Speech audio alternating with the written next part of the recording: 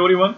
Now, in the previous lectures, this is our second lecture. In the previous lecture, we seen what is meant by concept of state, and we also seen the different elements of state. Okay. Now, we'll see all the elements in detail about elements of state. So, as I told you earlier, there are four different elements of state. One is population, second one is territory, and third one is government, fourth one is sovereignty. In a population means what? The state is a human institution. When we talk about concept of a state, in that different dimensions, one dimension is the population. Now, population means the state is a human institution. The population is therefore an essential element of the state. However, the population cannot constitute a state only when it is united by the condition of interdependence, consciousness of common interest, and general regard for a set of common rules of behavior and institution. What is meant by population and state? See, mere number of peoples collecting and living at a place, we cannot say it is a state. Means say, I repeat, population and state. I am talking about the relationship between the population and state. See, if we see the population means suppose if a number of peoples living at a particular place in number of quantity, say 1,000 people or 10,000 people living in a particular area, we doesn't say it is a only population, or we cannot say the population has the state. When we can correlate the population and state if the state has the following functions, like state need to provide unity, the state need to provide interdependence, the state need to provide consciousness of common interest, and finally very important function of state towards the population is the state need to provide a common rules for all the peoples. Then we can say the population is a function of state. Okay. Now here these are some of the elements. The one point about the population we study. Now the second point is territory. Now when we come across to the second element of a state, then that is the territory. A state comes into existence only when its population is settled in fixed territory. Okay. Now means the important point is the population is settled in a fixed territory. Now the state must possess a territory where its authority. So important point, fixed territory, and second one is authority is accepted without dispute or challenge. Say when we talk about any particular country, take the example of India, and take any other country, that particular country has a fixed territory. The particular country has a fixed territory or boundary or area which is demarcated or which is finalized by different different committees. Okay. So territory means we require a fixed geographical area within which peoples are living. That is called as fixed territory. And we don't only require the fixed geographical area, but we require authority need to be accepted by the people. See, in many Middle East countries, like means we can say different Middle East countries where different autonomous groups are challenging the state authority. Means in a country the state is having government is ruling, and at the same time different challenging element they have, or autonomous element have developed their own authority. So we cannot say it is a state. State means having a fixed territory, and within that territory the peoples need to accept the authority of the government. So it is called as second element of state. Now the third element of state, important element, is government. Now government is still another essential element of the state. According to J.W. Garner. He was a political science scientist, and in his book named as Political Science and Government in 1982, he mentioned about government. So government is the agency or machinery through which the common policies are determined, by which common affairs are regulated and common interest promoted. So very important point discussed by J.W. Garner regarding government.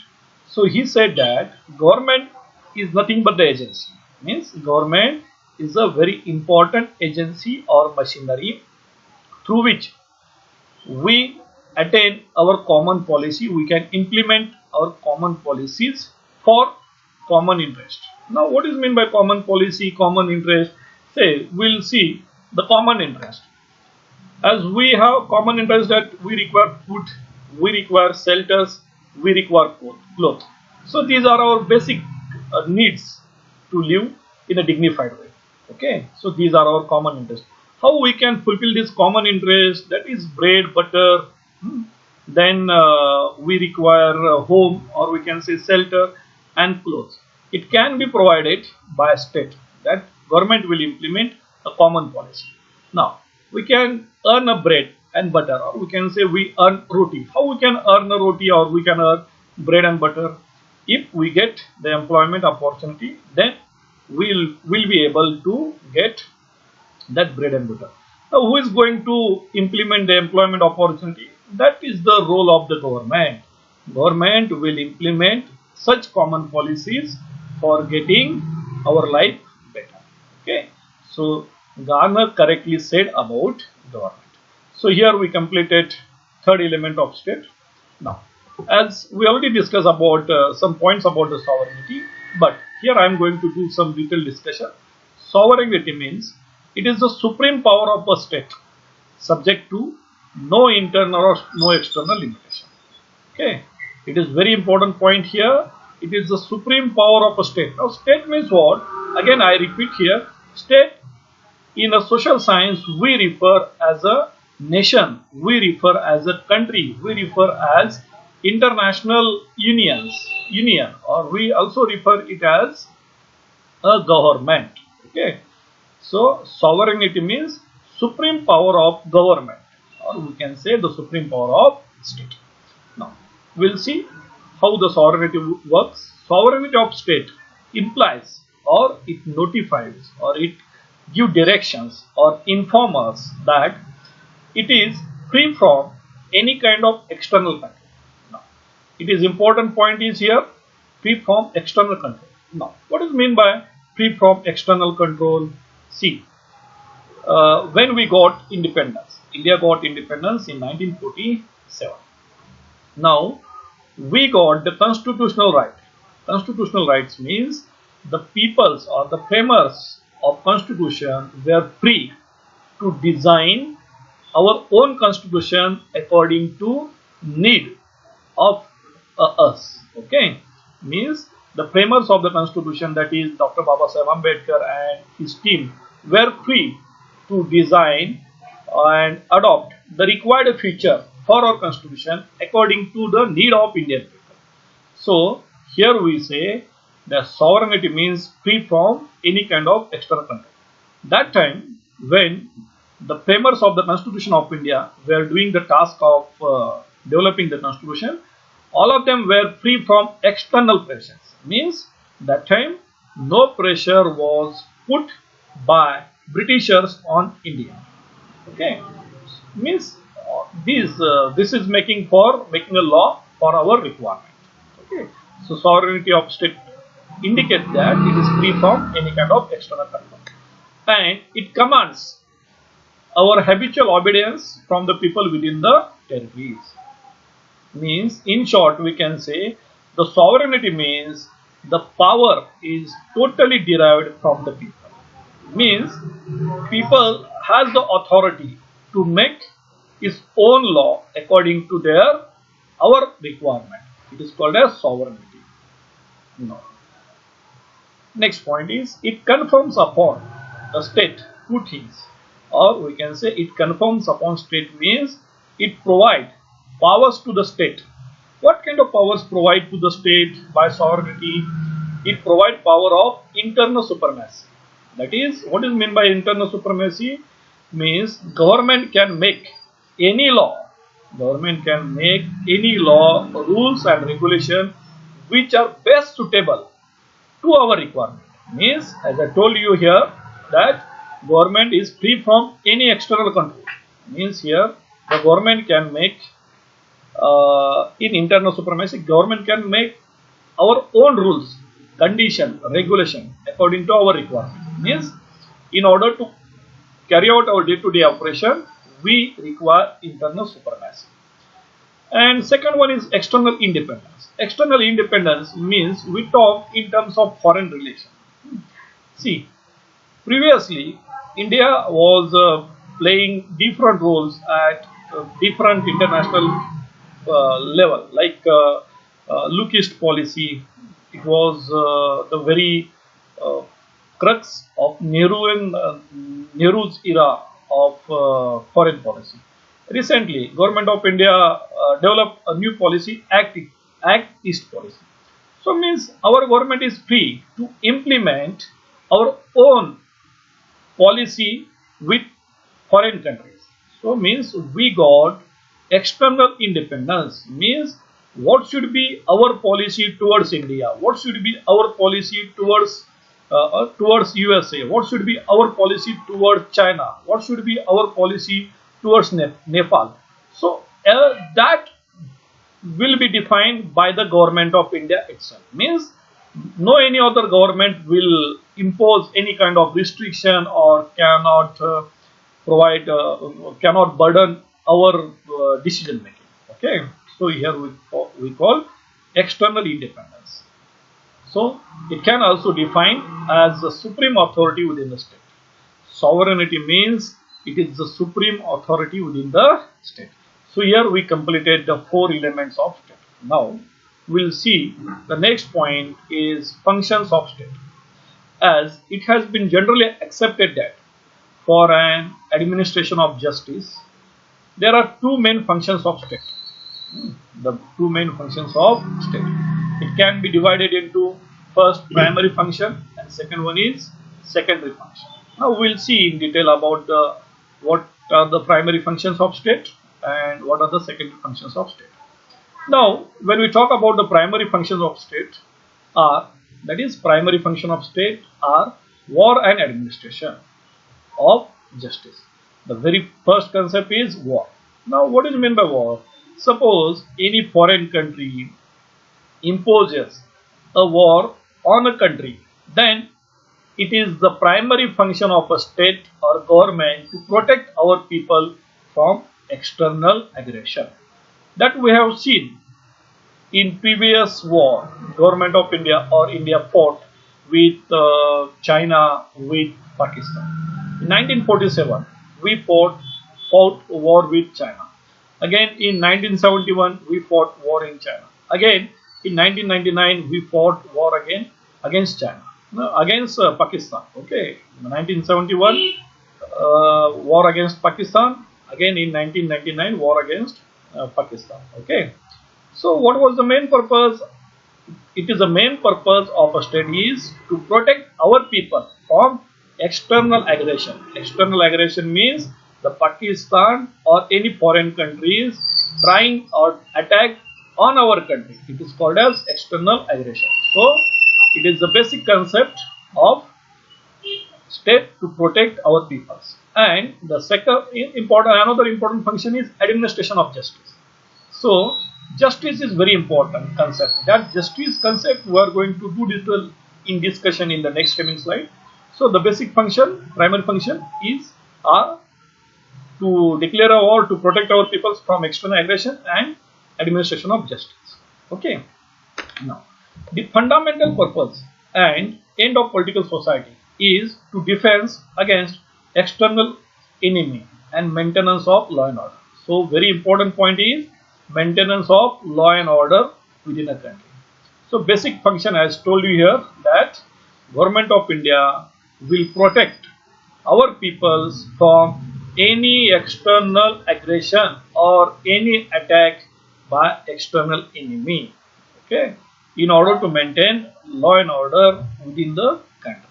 Okay, now Herbert Spencer, he was one of the reputed political thinker, also supported this view about the primary function of state, and he included defending the country against external aggression and to maintain internal law and order. So Herbert Spencer was supporting this view of primary function of state. That is, it is the responsibility of the state or government to protect our peoples from external aggression.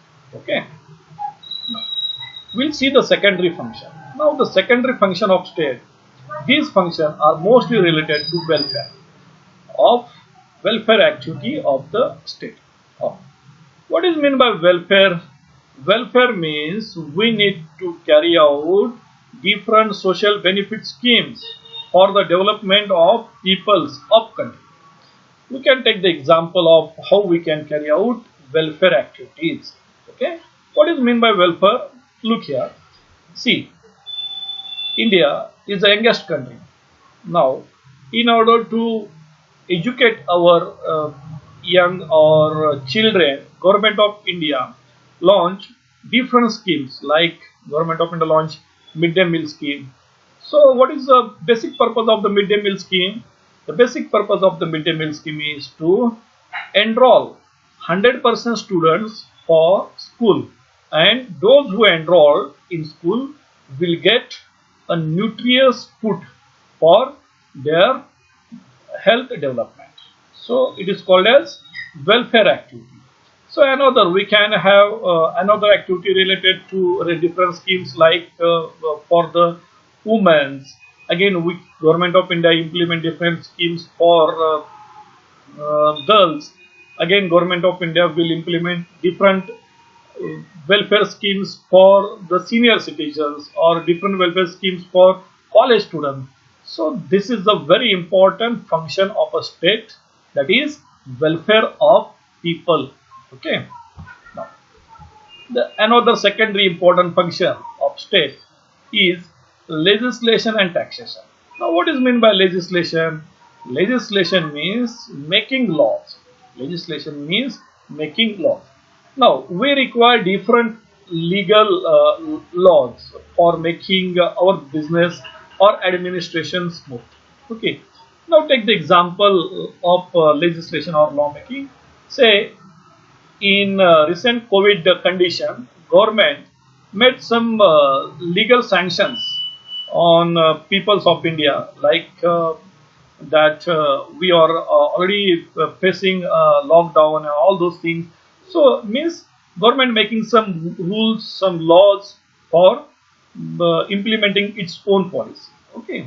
Again, we can take the another example of legislation like Government of India has made different Land Act. Government of India made acts regarding education.